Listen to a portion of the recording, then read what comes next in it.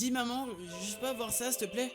Mata la petit, tu vois ton crâne lourd là. Ramène d'abord des vins à la maison, après on va parler. Tous ceux qui ne serait-ce qu'un seul parent africain, vous savez à quel point c'est des cas. Et bah aujourd'hui on va parler de...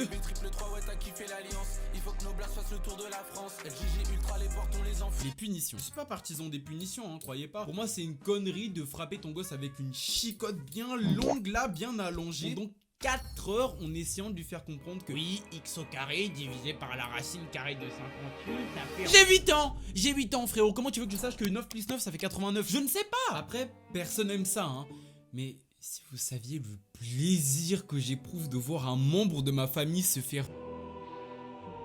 C'est indescriptible, c'est indescriptible. Faut capter qu'en général, dans une famille africaine, c'est chacun pour sa pomme. Y a pas de oui, en fait, on est une famille, on se sert. C'est faux. Frérot, tu as bu le jus d'orange, tu as rempli la bouteille de jus d'orange qui était ici avec de l'eau jusque là. Et tu crois vraiment que toi et moi, on va pas se battre?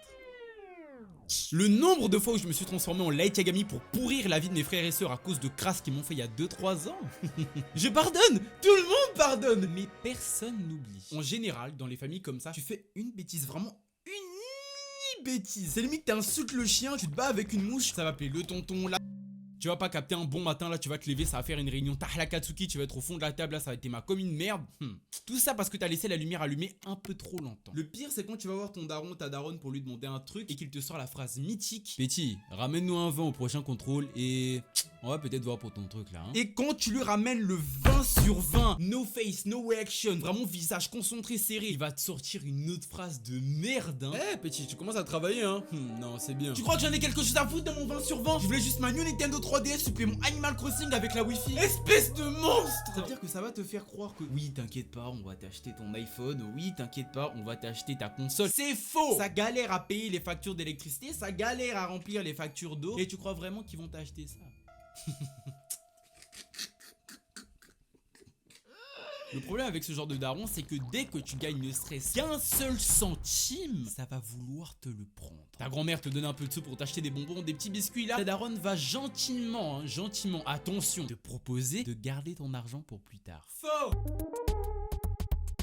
Tu tombes dans un énorme genjutsu, dans un énorme tsukuyomi infini, où tu ne reverras jamais ton argent. Vous croyez c'est pourquoi votre grand-mère ne donne jamais votre argent qu'elle veut vous donner directement à votre daronne pour qu'elle le gère, mais à vous? Elle sait qu'elle ne va jamais vous le redonner car elle le faisait déjà avec son fils et sa mère le faisait avec son fils sur des générations et des générations. Un empire monétaire s'est construit sur notre innocence et parfois ils arrivent même à nous faire croire qu'on est pauvre alors qu'on vit dans des baraques de baisers. J'ai juré tellement ils m'ont matrixé avec ça, tellement ils ont réussi à me faire croire qu'on était pauvres. Les gars, j'avais 10 ans, j'ai économisé tout l'argent possible, je sais pas où j'ai trouvé cet argent mais je l'ai trouvé. J'avais 30 000 francs CFA, c'est une somme de baiser pour un gosse de 10 ans, ok? Au lieu de m'acheter des bonbons, d'aller mettre bien, je sais pas, de m'acheter un sandwich, de la bouffe, des jeux vidéo, je suis allé donner l'argent à ma daronne. Allô, salam? La bouffe. L'autre jour je parlais avec un mec de mon Discord, vraiment tu vois normalement c'est un Renoir bien mélaniné et tout, il a jamais goûté de bissap de sa vie. La meilleure boisson du monde, la seule chose qui me garde encore en vie chaque jour, il ne l'a jamais goûté de toute sa vie. Et vous savez, il m'a répondu quoi quand je lui ai demandé: ouais frérot, tu bois du bissap un peu? Non, mais c'est du jus de groseille, non? Il y a trop de repas de baiser chez les familles africaines, que ce soit chez les Tunisiens, les Congolais, les Africains. J'ai vraiment dit les Africains là? Tuez-moi. Tuez-moi. Bref, du coup je disais il y a des repas de baiser, mais il y a certains plats, faut m'expliquer pourquoi ça existe. Pareil pour le foufou, il y a un gars qui a trouvé ça en normal. Pareil pour le mec qui a trouvé la recette du pandou. C'est ça le problème des Africains. D'un côté, il y a des repas baisés, des trucs incroyables et tout. Vraiment, tu manges ça, t'es trop bien. Et d'un autre côté, t'as de la base bizarre là, du gombo ou je sais pas quoi. Et... oh, Seigneur. En vrai ça va, t'as vu, je suis antismé. Ça veut dire que mes darons, en vrai de vrai, ils m'ont fait tromper dans les deux bails. Ça veut dire soit ma daronne, elle avait zéro pitié, elle était fatiguée, elle rentrait du taf, elle me faisait manger des sauces qui allaient me faire no clips dans les bacs-roues. Et parfois je me tapais des petits bœufs bourguignons bien soignés, t'as vu. Quand je suis arrivé en France et que j'ai remarqué que personne, je dis bien personne, ne mangeait les plats que moi je mangeais, je les ai vus comme des merdes. Tu sais, je me disais, il y a ça, il y a vraiment des trucs de baiser. Et vous mangez cette merde, putain, tu sais. Il y a des plats, ils peuvent limite te faire atteindre un stade de ta vie où t'as. Comme le kebab. Comme le kebab. Bon, ça n'a rien à voir, mais vous avez capté. Après, c'est pas leur faute, hein. On mange tous des trucs différents, on a tous des familles différentes. Et en soi, je préfère garder le bissap pour moi plutôt que le voir finir dans un TikTok sur les pieds de Polska avec El Mordienne. La famille. Quand t'es dans une famille comme ça, il y a toujours un moment où ça finit en métissage. Bah, moi par exemple. Et le problème, c'est que parfois on finit avec. Comment je peux dire ça? Filtrage culturel. En fait, c'est comme si vous aviez une gomme et qu'elle ne gommait plus. Ou genre très peu. Du coup, faut la nettoyer. En gros, parfois, tu finis avec une famille avec tellement peu de culture du pays de base que tu finis par te faire filtrer. Par exemple, moi, bah, je graille de la bouffe africaine et tout. Bah, over ça. Bah, il a jamais goûté de bissap de sa vie. Du coup, moi, je le voyais comme un Gaulemand, alors qu'en vrai, bah, on est tous les deux de la même ethnie, quoi. C'est pour ça que, mesdames et messieurs, j'ai établi le théorème de Virement. En gros, si vous êtes... Attends. Là, si t'expliques ton bail, YouTube va te démonétiser, t'as capté. Ah, comme dans cette vidéo-là. Oui. Donc demande-leur de t'abonner, comme ça tu pourras manger de la viande vendredi prochain. Bah abonnez-vous les gars. Non mais vous attendiez quoi là? Faut venir sur le Twitch comme je vais bientôt live. Faut venir sur le Discord, comme ça tu peux parler avec moi. Faut vous abonner, comme ça je deviens riche. Pour l'argent. C'est convaincant ou je... Bref, venez, tout est en description et commentaires. Ouais.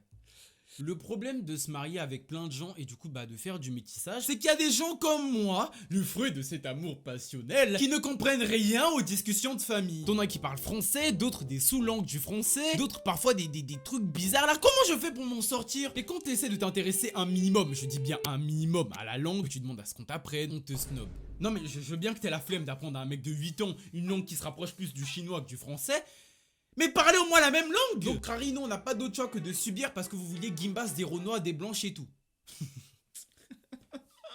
Tuez-moi. La religion. Ton chat est mort, c'est la faute du diable. Ton père a un rhume, c'est la faute du diable. Là-bas, c'est H24, la faute du diable. On dirait que tu peux pas juste tomber malade sans raison. T'as pas le droit d'être fatigué, de vouloir te reposer. Et dès que tu montres le moindre signe de faiblesse, ça va t'envoyer à l'église pour te faire exorciser. Ça veut consulter un prêtre pour qu'il te bénisse. Tu finis en veillée à 22h30 un samedi alors que lundi t'as cours et que t'as 33 degrés de fièvre. À croire que rester éveillé debout au milieu de 100 personnes qui prient pendant 10 heures de ta vie, ça va te permettre de surpasser tes limites et de malaxer ton rhume. Ce genre de truc, y a que la daronne pour le faire. Le daron il te jette même pas un regard, même pas une once de pitié dans sa vision. Pour lui t'es juste un putain d'espion envoyé des ténèbres prêt à voler sa meuf à tout prix. Lui quand t'avais 5 ans et que tu lui disais papa moi je vais me marier avec maman plus tard, bah il le prenait premier degré. Les darons blédards n'en ont rien à foutre de toi. Tu peux avoir le sida, tu peux mourir, tu peux te réincarner, tu peux devenir un vampire. Frérot, ils vont te regarder de la même manière. La seule chose que ton daron peut faire pour toi quand t'es malade, c'est venir te voir pour te demander où il est ton bulletin. Les arnaques. Quand je parle d'arnaques, c'est pas vraiment des arnaques, mais on trahit tes attentes. Tu pensais que t'envoyais de l'argent à ta cousine qui veut venir en France. Terrible erreur. Depuis tout ce temps que tu participais à l'alcoolisme de ton oncle congolais qu'on ne voit qu'au repas de Noël. Là-bas quand il y a une dinguerie qui t'arrive, quand on te vole ton argent, quand on te prend ton sac, c'est limite tout le monde va se foutre de ta gueule, ça va commencer à se bière sur Watt. Le seul moyen pour toi de survivre au bled, c'est d'avoir de l'argent. Bizarrement là-bas quand t'es riche et que tu commences à allonger la quicheta, à dire ouais, toi retrouve mon sac, toi fais ci, toi fais ça, tout le monde se ramène, tout le monde commence à frotter ses mains pour te prendre tes tales. Le bled, c'est le seul endroit au monde où tu peux marcher dans la rue et on peut t'arrêter pour te vendre de l'eau. On peut...